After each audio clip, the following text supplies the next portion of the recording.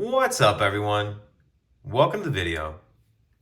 Today we're going to take a look at how to change the battery in this Nissan Smart Key remote fob. This remote key fob is going to use replacement battery CR2025, and I'll put a link in the description box of this video to where you can purchase these batteries if you're in need. The other thing I'm going to be using is a small flathead screwdriver.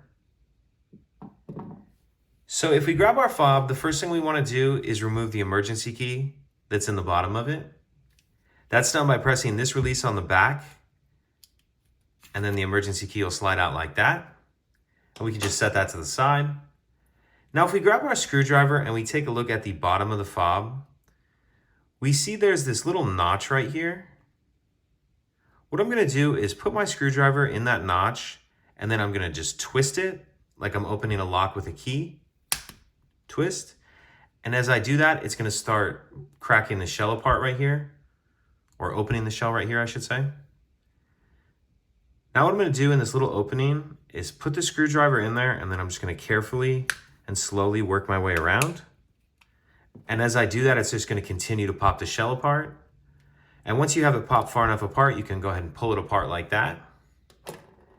And then in the back half of the shell, we see our battery right here. And you can use your screwdriver to get under the edge of it and get it out of that little holder.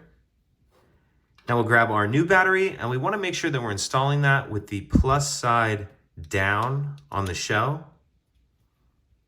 Once we have our new battery installed, we can go ahead and snap the two halves back together. Slide our emergency key back in. And that's it. If you have any questions, please let me know. If you could take a second to like and subscribe, it helps us out, and I'd appreciate it. Thank you.